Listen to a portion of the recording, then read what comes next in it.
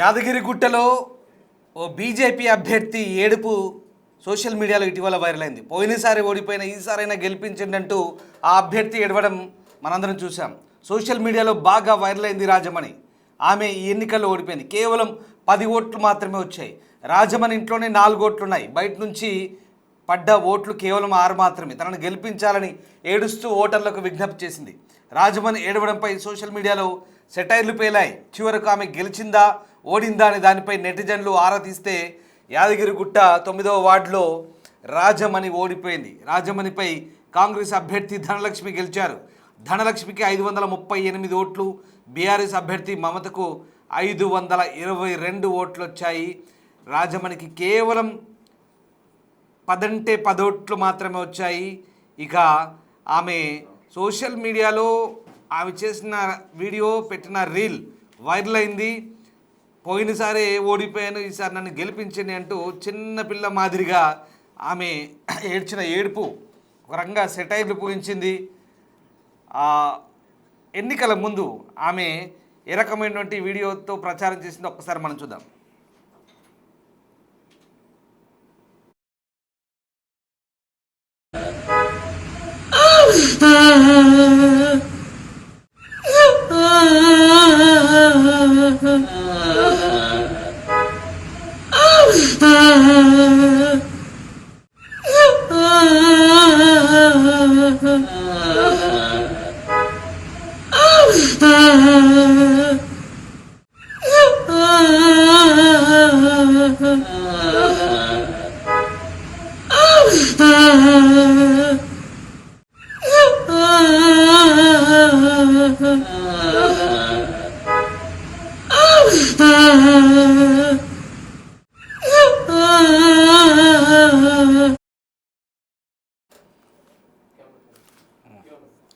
యాదగిరిగుట్ట 9వ వార్డులో పోటీ చేసి ఓడిపోయింది రాజమణి.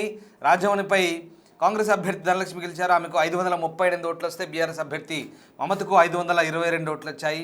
కనీసం రాజమణి డిపాజిట్ కూడా సాధించలేకపోయింది. 10 ఓట్లు మాత్రమే పడ్డాయి. ఆ ఇంట్లోనే 4 ఓట్లు ఉన్నాయి, మిగతా 6 ఓట్లు బయట వాళ్ళవి.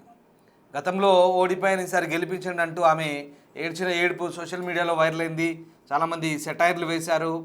బీజేపీ అభ్యర్థిగా ఆమె ఆ రకమైనటువంటి స్ట్రాటజీ ఎంచుకుంది. సోషల్ మీడియాలో వీడియో పెట్టడం ద్వారా తెలుగు రాష్ట్రాల్లో వైరల్ అయింది.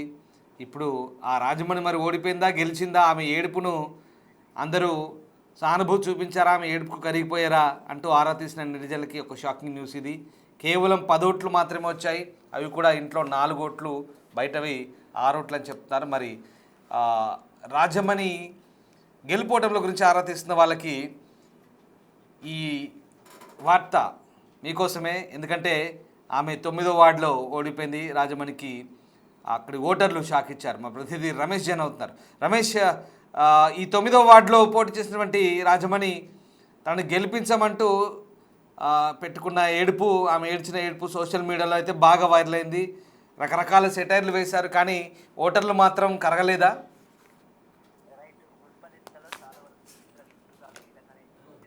యాదగిరిగుట్టలో పోటీ చేసినటువంటి కౌన్సిలర్ అభ్యర్థి రాజమణి ఏదైతే ఉన్నదో ఆమె బీజేపీ నుంచి పోటీ చేసింది. మొత్తం మీద అంతా ఏడ్చుకుంటూ, ఒక చిన్న పిల్ల మాదిరిగా కూడా మొత్తం ఏడ్చుకుంటూ కూడా ప్రతి ఒక్కరిని ఓట్లు అభ్యర్థించింది. ఆ సెంటిమెంట్ తో, ఆ ఏడుపుతో కూడా చాలా వరకు కూడా ఓట్లు పడతాయి, గట్టి పోటీని ఇస్తుంది, గెలుస్తుంది అనేసి అంతా కూడా భావించడం జరిగింది. సోషల్ మీడియాలో తెగ ట్రోల్ గా నడిచింది. ఎంతకు అసలు ఆమె గెలిచిందా ఓడిందా అని కూడా ఇప్పుడు ఎంతో ఆసక్తిగా కనబడుతుంటే కేవలం ఆమెకు వచ్చిన ఓట్లు 10 ఓట్లు మాత్రమే. అంటే అర్థం చేసుకోవచ్చు, ఆమె సింపతి పనిచేయలేదు, పనిచేయలేదు. కేవలం ఒక 10 ఓట్లే. ఒక బీజేపీ నుంచి పోటీ చేసి రాజమణి ఇంత నెట్లో ట్రోల్ అయిపోయి మొత్తం అంతా ఇంటింటి ప్రచారం ఏడ్చుకుంటూ ఇట్లా ప్రచారం చేసినా కానీ వాళ్ళకి కేవలం వచ్చింది 10 ఓట్లు. 10 ఓట్లలో వాళ్ళ ఇంట్లోనే 4 ఓట్లు ఉన్నాయి. కేవలం ఒక 6 ఓట్లు మాత్రమే సాధించిందని చెప్పవచ్చు. మొత్తం మీద ఎంతో ఆసక్తిగా చూడడం జరిగింది రాజమణి ఆ ఏడుపుని కానీ ప్రతి ఒక్కరు కానీ. మున్సిపల్ ఎన్నికల్లో యాదగిరిగుట్ట 10వ వార్డు ప్రజలంతా కూడా ఎంతో ఆసక్తిగా గమనించారు.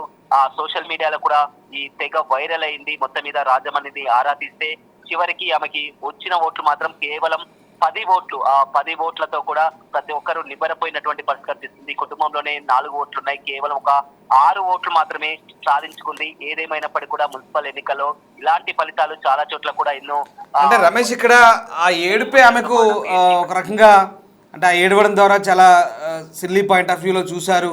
నిజంగా అది రివర్స్ అయింది.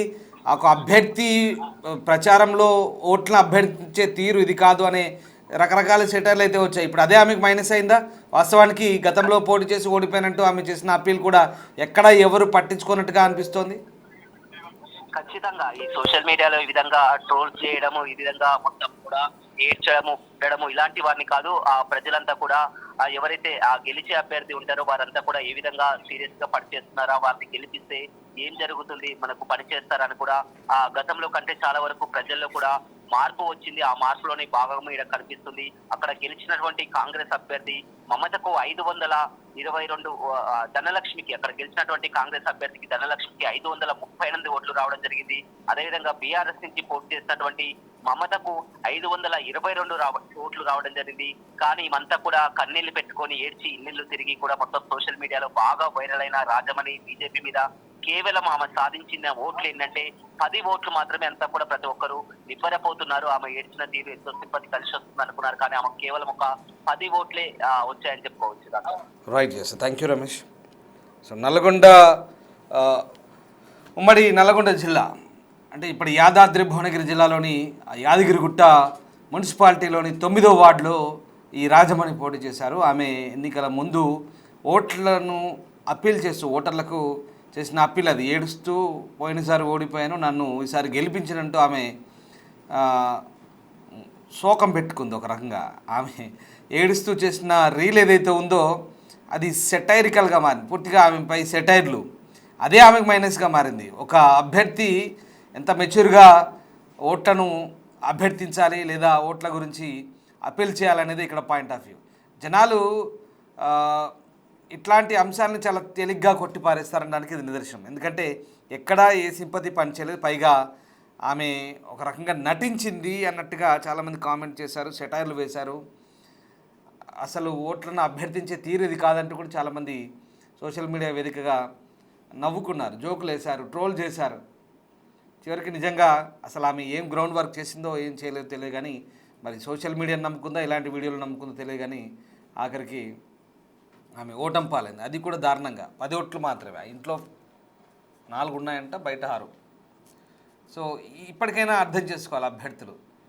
ఎవరైనా ప్రజాస్వామ్యంలో పోటీ చేస్తున్న సందర్భంలో ఓటర్లను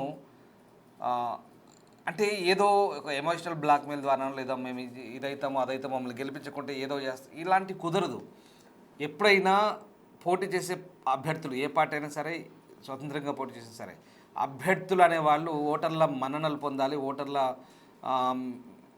ఓటర్ల నమ్మకాన్ని చురగొనాలి, వాళ్ళకు ఒక భరోసా ఇవ్వాలి. ఏం చేస్తామో గెలిచిన తర్వాత ఏంటనేది చెప్పాలి, క్లియర్గా ప్రతి ఒక్క ఓటర్ని అభ్యర్థించాలి. కానీ ఇలా సోషల్ మీడియాలో రీల్స్ చేస్తూ లేదా ఏడుస్తూ ఇంకేదో బతిమాలతోనో ఏదో చేస్తే కానీ ఇప్పుడున్న పరిస్థితుల్లో గెలిచే అవకాశం లేదని ఓటర్లు మరోసారి నిరూపించారు. ఏదేమైనా ఈ వీడియో అనేది కేవలం సోషల్ మీడియాలో ట్రోలింగ్కి లేదా సెటరికల్గా మాత్రమే చాలామంది ఎంజాయ్ చేశారు తప్ప ఆమెకి ఎక్కడ ఓట్లు కూర్చున్నట్టుగా కనీసం ఆ వార్డులో ఎవరు ఓటేసినట్టుగా లేదు. సమీపంలో కూడా లేదు. కనీసం 10 ఓట్లు అంటే చెప్తాం కదా, 4 ఓట్లు ఇంట్లో వాళ్ళే, 6 ఓట్లు బయట వాళ్ళే.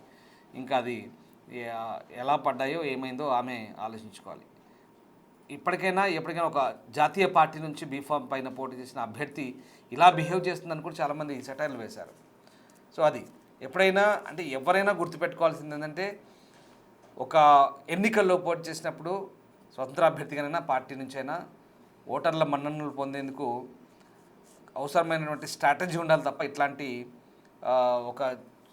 ఇట్లాంటి ప్రచారాలు చేస్తే కానీ ఖచ్చితంగా ఓటర్లు చులకనవుతారనడానికి ఈ అభ్యర్థి నిదర్శనంగా మారింది. ప్రస్తుతం ఆమె మిగతా అభ్యర్థులు ధనలక్ష్మి అనే అభ్యర్థి గెలిచింది. అక్కడ కాంగ్రెస్ అభ్యర్థి, బీఆర్ఎస్ అభ్యర్థి మమత కూడా ఆమెకు దగ్గరగా 538 ధనలక్ష్మికి వస్తే 522 బీఆర్ఎస్ అభ్యర్థి మమతకు వచ్చాయి. ఈమె ఎక్కడా అసలు పోటీ ఇచ్చిన పరిస్థితి లేదు, కనీసం దరిదాపుల్లో కూడా రాలేదు. సో ఈ మొత్తం ఎపిసోడ్లో అర్థమవుతుంది ఏంటంటే, ఓటర్లు అభ్యర్థులను గెలిపించాలన్నా, ప్రజాప్రతినిధిని ఎన్నుకోవాలన్నా ఖచ్చితంగా అభ్యర్థి యొక్క అన్ని అంశాల వరకు గమనిస్తారు. అభ్యర్థి యొక్క గుణగణాలతో పాటు అభ్యర్థి యొక్క వ్యవహార శైలి, అభ్యర్థికి ఉన్నటువంటి స్టాండర్డ్స్ ఏవైతే ఉన్నాయో అవన్నీ కూడా పరిగణలోకి తీసుకొని లెక్కలోకి తీసుకొని ఓటేస్తారనడానికి ఇది ఒక నిదర్శనంగా మారింది.